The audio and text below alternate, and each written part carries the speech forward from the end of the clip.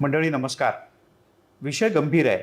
विषय आहे महाराष्ट्रातल्या एप्स्टीन फाईल्सचा, खरात फाईल्सचा.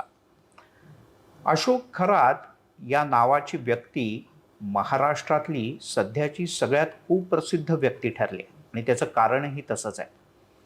त्यांनी काय काय केलं, किती महिलांना त्रास दिला, कशा पद्धतीनं त्रास दिला, याच्यातल्या अनेक स्टोरीज तुम्ही वेगवेगळ्या वृत्तवाहिन्यांवर, वृत्तपत्रातनं, सोशल मीडियातनं सुद्धा ऐकत वाचत असाल.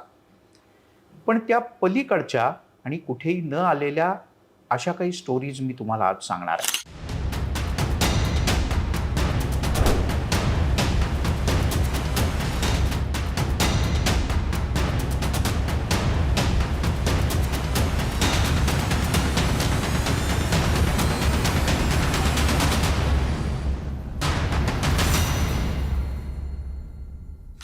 अशोक खरात हा नेमका कोण, कुठला, अचानक तो एवढा चर्चेत आला तरी कसा? तर अशोक खरात हा नाशिक जिल्ह्यातला, त्याच्या गावाहून काही वर्षांपूर्वी तो अचानक गायब झाला. बरेच वर्ष अशोक खरात नेमका होता कुठे, काय करत होता, उद्योगधंदा काय होता, याबद्दल कोणीच नेमकेपणानं सांगू शकत नाही. पण काही जण असं म्हणतात की तो मर्चंट नेव्हीमध्ये कॅप्टन होता आणि म्हणूनच अशोक खरातची ओळख कॅप्टन अशोक खरात अशी आहे. पण हीच केवळ त्याची एकमेव ओळख नाही, तर गेल्या अनेक वर्षांपासून, म्हणजे किमान 10 ते 15 वर्षांपासून अशोक खरातनं एक वेगळाच व्यवसाय सुरू केला होता. आणि हा व्यवसाय होता जागेच्या खरेदी विक्रीचा. पण जागेची खरेदी विक्री हा विषय फक्त सांगण्याचा आणि दाखवण्याचा होता. प्रत्यक्षात अशोक खरातचा ग्रहतारे, अंकगणित, जन्मतारखा आणि त्या अनुषंगानं कुठल्याही माणसाचं भविष्य हे सांगणं, शोधून काढणं, त्यावर भाष्य करणं हा व्यवसाय होता. पण केवळ भविष्य सांगणं एवढ्यापुरतंच मर्यादित अशोक खरातचं वैशिष्ट्य नाही, तर न्यूमरोलॉजी म्हणजे अंकगणित आणि त्या अनुषंगानं कोणत्याही माणसाच्या आयुष्यातले अनेक प्रकारचे आकडे हे समजून घेऊन त्यावर आधारित गणित मांडणं आणि त्या माणसाच्या भूतकाळात काय काय झालं होतं ते बिनचूक सांगणं, हे सुद्धा अशोक खरातचं एक महत्त्वाचं वैशिष्ट्य आहे. तुमच्या माहितीकरता अशोक खरातच्या समोर गेलेली, त्याच्यासमोर नतमस्तक झालेली, त्याची पाय धुतलेली, त्याच्याकडनं ज्या तीर्थाची सध्या सगळ्यात मोठी चर्चा आहे ना, त्या ओशनो तीर्थाचं प्राशन केलेली, त्याच्याकरता विमान पाठवलेली अनेक महाराष्ट्रातली राजकीय मंडळी ही सर्वच राजकीय पक्षातली आहे. एवढंच नाही, तर केंद्रातल्या सुद्धा अनेक नेत्यांचे अशोक खरातच्या सोबतचे फोटो हे सोशल मीडियात मोठ्या प्रमाणात चर्चेत आहेत. आता हे कोण भेटले, कसे भेटले, कोणाच्या माध्यमातून भेटले, स्वतः अशोक खरात याचं मार्केटिंग करत होता का एक 2-4 जणांवर प्रभाव टाकल्यानंतर अशोक खरात याचं आपोआप मार्केटिंग सुरू झालं? अनेक गोष्टी पुढे येतीलच. पण अशोक खरात हा अंकगणित, न्यूमरोलॉजी आणि या सगळ्याच्या माध्यमातून एखाद्या माणसाचा भूतकाळ इतक्या परफेक्ट सांगायचा की कुठलाही माणूस समोर आल्यानंतर त्यानं मागच्या महिन्याभरात कोणाकडून किती पैसे घेतले, किती कोटींचे व्यवहार झाले, एखाद्या व्यवसायात तो पुढे गेला किंवा त्याला अडचण आली तर त्याने कुठले व्यवहार केले होते, कोणाशी व्यवहार केले होते, काय व्यवहार केले होते, म्हणजे पांढरे आणि काळे दोन्ही, याची अगदी अचूक माहिती. तुम्हाला मुलं किती, तुमच्या वडिलांचं म्हणजे आजोबांचं नाव काय, तुमच्या घरातले नातेसंबंध काय, तुमचं पूर्व आयुष्यात कोणाशी कशा प्रकारचं नातं होतं, तुमच्या पूर्व आयुष्यात महिलेच्या आयुष्यात पुरुष किंवा पुरुषाच्या आयुष्यात महिला येऊन गेली होती का, ती कोण होती, यासह अनेक पूर्व आयुष्यातल्या गोष्टी खरात इतक्या नेमकेपणानं सांगतो की ऐकणारा थक्क होऊन जातो. काहीशी भीती वाटते, कारण आपल्या पूर्व आयुष्यातल्या गोष्टी जर का आपल्या व्यतिरिक्त कोणाला कळल्या तर काय होईल. आणि याच बरोबर भविष्यातल्या सुद्धा काही गोष्टी नेमकेपणानं सांगून त्यावर काही तोडगा सांगणं, म्हणजेच भविष्य सांगणं, याचं सुद्धा काम अशोक खरात करत होता. आणि यातल्या अनेक राजकीय नेत्यांच्या अनेक गोष्टी त्यानं अचूक सांगितल्या आणि त्यांचं भविष्य काय असेल हे सुद्धा अचूक सांगितलं. राजकीय मंडळी राजकीय मंचावर कितीही एकमेकांचे शत्रू असली तरी एकमेकांच्या फायद्या तोट्याच्या गोष्टी ते एकमेकांना नक्की सांगतात. आता ही गोष्ट होती फायद्याची, कारण भूतकाळाच्या सोबत भविष्यकाळाची सुद्धा माहिती देण्याचं काम अशोक खरात करत होता.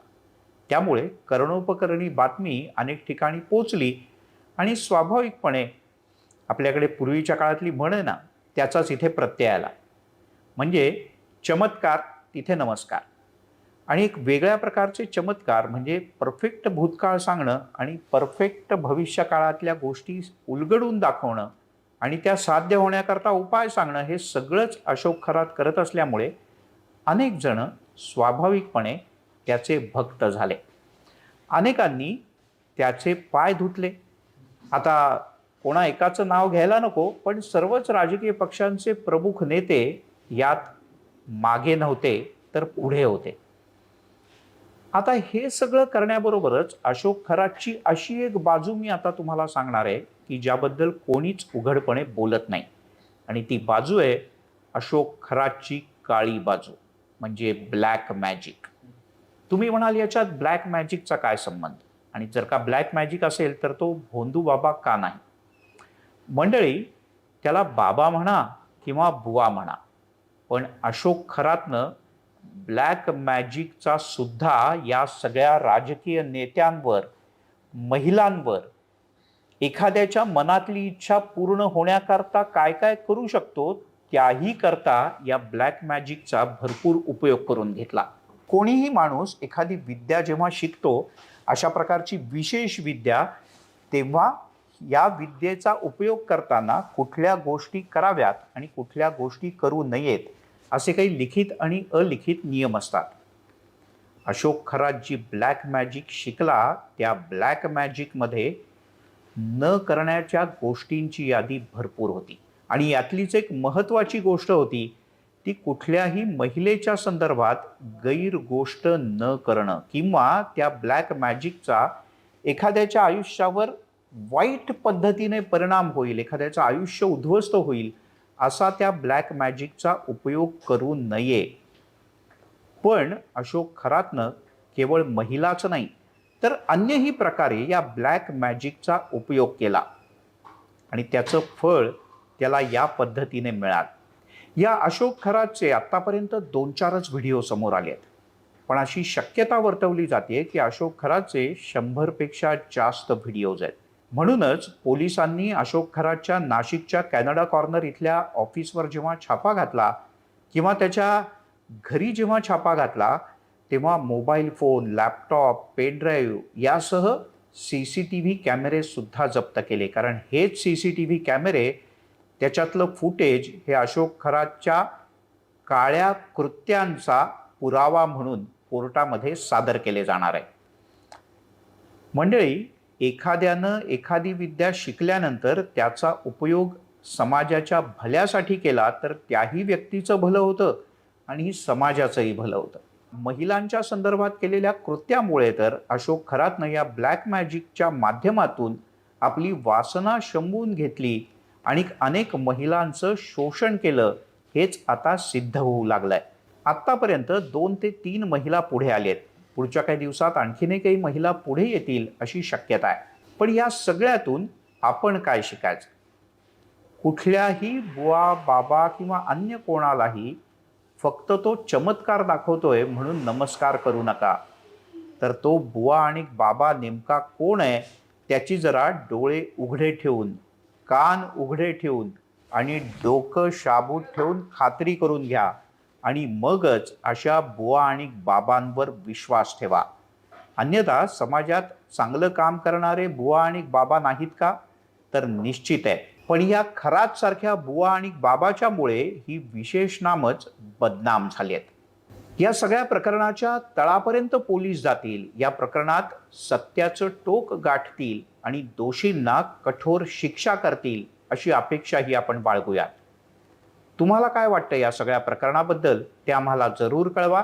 आणि अशाच प्रकारच्या विविध विषयांवरच्या व्हिडिओजसाठी NDTV मराठीच्या यूट्यूब चॅनलला लाईक, शेअर आणि सबस्क्राईब करायला विसरू नका. धन्यवाद.